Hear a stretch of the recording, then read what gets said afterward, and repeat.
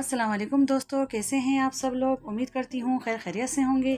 दोस्तों आज मैं आप लोगों के लिए लेकर आई हूँ बहुत ही बेहतरीन सी बिरयानी बनाने की रेसिपी। इतना परफेक्ट तरीका आपसे शेयर करूँगी कि आप पहली बार में ही बहुत ही अच्छी बेहतरीन बिरयानी बना सकते हैं।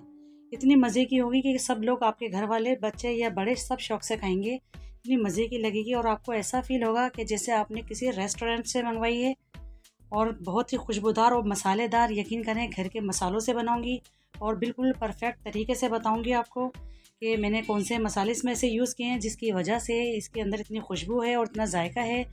और कुछ टिप्स है और ट्रिक्स हैं जिसको जानना बहुत ज़रूरी है। तो आज मैं आपको एक एक बात बताऊंगी मैं किस तरह से ये तहे वाली बिरयानी बनाती हूँ। और घर में जिस तरीके से मैं ये बनाती हूँ तो वही तरीका आज आपसे शेयर कर रही हूँ मैं। तो चलिए फिर रेसिपी की तरफ बढ़ते हैं। रेसिपी को स्टार्ट कर लेते हैं। बिस्मिल्लाहिर्रहमानिर्रहीम। तो यहाँ पर मैंने एक पैन ले लिया है और पैन में शामिल कर दिया है 1 कप कुकिंग ऑयल। ऑयल जैसे ही हमारा गर्म हो जाएगा तो मैं इसमें शामिल कर रही हूँ 2 अदद मेरे पास दरमियानी साइज़ की प्याज थी, उसको मैंने स्लाइस में इस तरह से कट कर लिया है और इसको शामिल कर दिया है। और इसको मैं फ्राई करूँगी बहुत अच्छा सा क्रिस्पी, बिल्कुल खस्ता हमें प्याज चाहिए और ब्राउन प्याज चाहिए। तो इसके लिए मैं इसको बराबर चलाती रहूँगी चमचा और इसको फ्राई करती रहूँगी। तो ब्राउन प्याज चाहिए हमको खस्ता सी बिल्कुल। तो मैं यहाँ पर देख सकते हैं बिल्कुल ब्राउन हो चुकी है प्याज, तो मैं इसको बाहर निकाल लूँगी। बहुत ज़्यादा हमें इसको ब्लैक नहीं करना, फिर इससे क्या होगा कि हमारी बिरयानी जो है कड़वे की तरफ चली जाएगी, कड़वाहट आ जाएगी।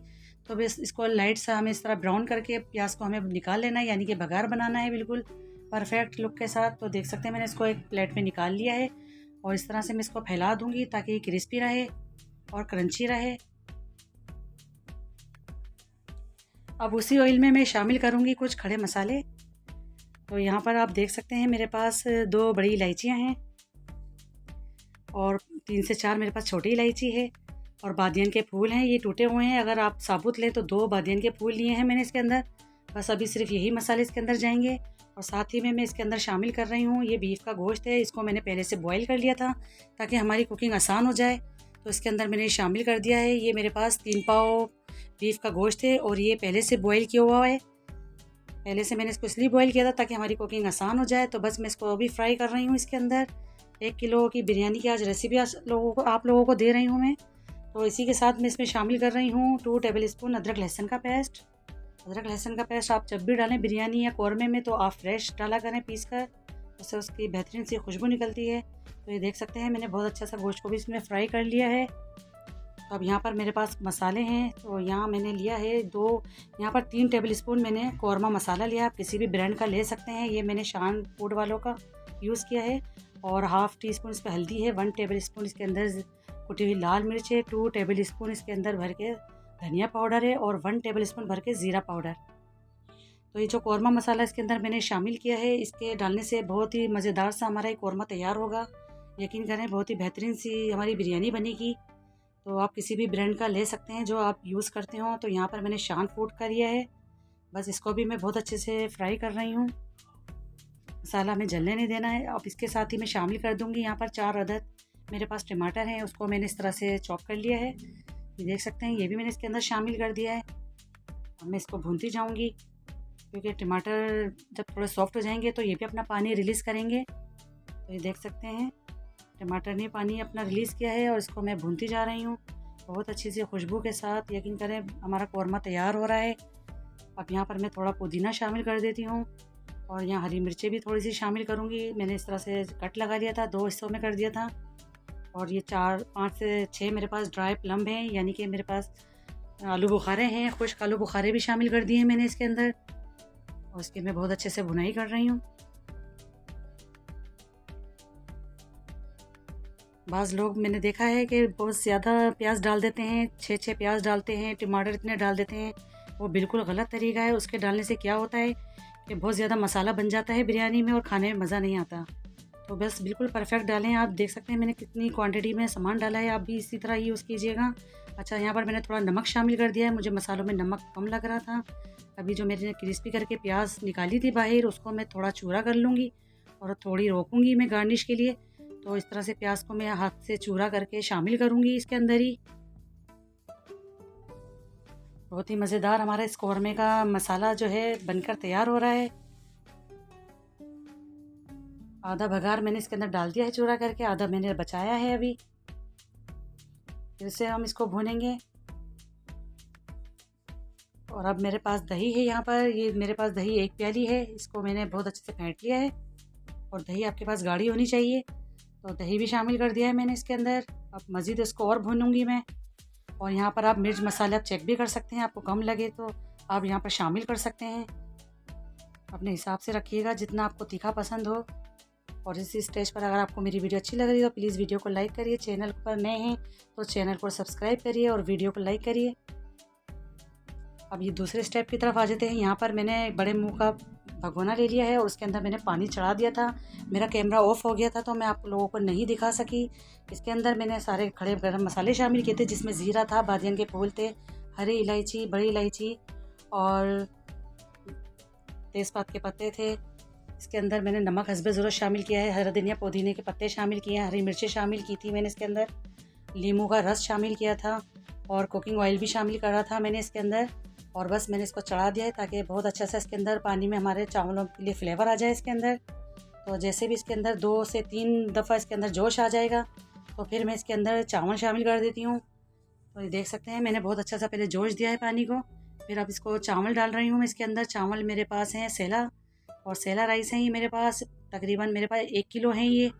और अगर आप चाहें तो गोश्त को आप 1 किलो भी कर सकते हैं, अगर आप चाहें तो कम भी रख सकते हैं, लेकिन यहाँ पर मेरे पास गोश्त 3 पाव था तो चावल मैंने इसके अंदर 1 किलो यूज़ किए हैं। ये आपकी मर्ज़ी है, आप जितना लेना चाहें गोश्त को। तो ये देख सकते हैं मैंने सारा फ्लेवर इसके अंदर डाल दिया है पानी के अंदर, और चावल भी इसके अंदर चले गए हैं।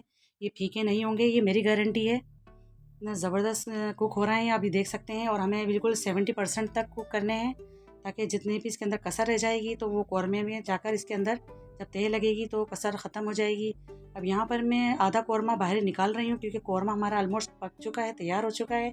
और आप देख सकते हैं मैंने इसको बिल्कुल ड्राई नहीं किया है, थोड़ा सा मैंने इसको लिक्विड रखा है, थोड़ा सा मैंने इसके अंदर पानी डाल दिया था। और ये देख सकते हैं मैंने इसमें थोड़ा सा रहने दिया है ताकि नीचे बॉटम में चावल हमारे चिपके ना।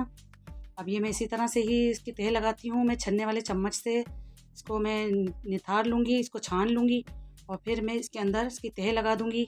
ये देख सकते हैं आप, बिल्कुल इजी तरीके से आप भी इसी तरह तह लगाया करें। तो देख सकते हैं मैंने इसके अंदर डाल दिए हैं चावल। अभी सिर्फ मैं 1 तह लगा रही हूँ क्योंकि मुझे 2 लेयर लगानी है इसके अंदर। तो बस इस तरह से बहुत इजी तरीके से मैंने 70% कुक किए हैं। याद रहे आपको पूरे कुक नहीं करने चावल को, जो भी कसर होगी इसमें जाके दम पे ख़त्म हो जाएगी। अब जो मैंने बाहर कौरमा निकाला था वो शामिल कर रही हूँ मैं, सारा फैला दूँगी मैं इसको अच्छे से। और बहुत ही मज़ेदार ये कौरमा बना है, इतना खुशबूदार ये कौरमा बना है, यकीन करें। तो मैंने इसमें मसाला यूज़ किया, उसकी वजह से इसके 4 चांद लग गए इस बिरयानी पे। और मैंने जो बघार बचाया था उसको मैं ऊपर से डाल रही हूँ इस तरह से। साथ ही में मैं इसके पुदीना भी थोड़ा शामिल करूँगी, थोड़ी हरी मिर्ची भी डालूँगी इसके अंदर। और मैंने ये फूड कलर थोड़ा सा हल कर लिया था पानी के अंदर, तो मैं थोड़ा सा फूड कलर भी डालूँगी ताकि हमारी बिरयानी बहुत अच्छे से कलरफुल हो जाए। बस थोड़ा थोड़ा सा हम गैप दे के हम इसमें फूड कलर भी शामिल कर रहे हैं। अब लगा देते हैं हम सेम वही सीन दोहराएंगे हम दोबारा से। तो फिर मैंने दोबारा तेल लगा दी है इसके अंदर चावलों की, हिला देंगे इसको, बिल्कुल स्प्रेड कर देंगे। यहाँ भी मैं फूड कलर जो मैंने बचाया है इसमें थोड़ा सा स्प्रिंकल कर दूँगी। बहुत ही ज़बरदस्त सी बिरयानी बनेगी हमारी इंशाल्लाह, आप देखिएगा। फिर लगाऊंगी मैं बघार लगाऊंगी इसके अंदर, फिर पुदीना लगाऊंगी और हरी मिर्च लगाऊंगी। जब स्टीम बनेगी इसके अंदर तो आप देखिएगा कितने ज़बरदस्त का फ्लेवर आएगा पुदीने, हरा धनिया का, हरी मिर्चों का। जब स्टीम में ही पकते हैं तो बहुत शानदार इसका फ्लेवर होता है। 10 से 12 मिनट का मैं इसको दम लगाऊंगी, लेकिन अभी मैंने फ्लेम को हाई कर दिया था। तो अब ये देख सकते हैं मैंने इसको 10 से 12 मिनट के बाद इसको चूल्हा ऑफ़ करने के और 10 मिनट बाद मैं आपको ये दिखा रही हूँ। ये देख सकते हैं कितने अच्छे तरीके से दम पे लग कर आ चुकी है हमारी बिरयानी। और जब मैंने इसका कवर हटाया तो यकीन करें ऐसी खुशबू फैली हुई थी कि जैसे कोई देग खुलती है और खुशबू उसके पूरे घर में फैल जाती है, तो वही खुशबू इस वक्त मेरे किचन से आ रही है। यकीन माने आप, इतनी बेहतरीन सी मैंने आज आपको परफेक्ट लुक के साथ ये बिरयानी आपको बनाकर सिखाई है। तो देख सकते हैं आप, इसको मैं सर्व करके भी दिखा रही हूँ। आप इसका दाना चेक करें, एक एक दाना कितना खिला खिला है, अलग अलग है। आप इसको मटन से भी बना सकते हैं, आप इसको चिकन से भी बना सकते हैं, लेकिन मैंने आज सेलर राइस यूज़ किए हैं और बीफ के गोश्त से मैंने बना कर दिखाई है आपको। तो ये थी आज की हमारी रेसिपी। प्लीज़ इसका मुझे फ़ीडबैक ज़रूर दीजिएगा कि आपको ये बिरयानी कैसी लगी, आपके घर वालों को कैसी लगी। तो आई होप आपको आज की मेरी वीडियो पसंद आई होगी। पसंद आई तो लाइक करिए, शेयर करिए और सब्सक्राइब भी करिए, और अपने फैमिली मेम्बर्स में, अपने दोस्तों में ज़रूर शेयर करा करें। इसी तरह मैं आप लोगों के लिए नए रोज़ाना चीज़ें लेकर आती रहूँगी, और मुझे दुआओं में भी याद रखा करें। मुझे दीजिए इजाज़त। अल्लाह हाफिज़।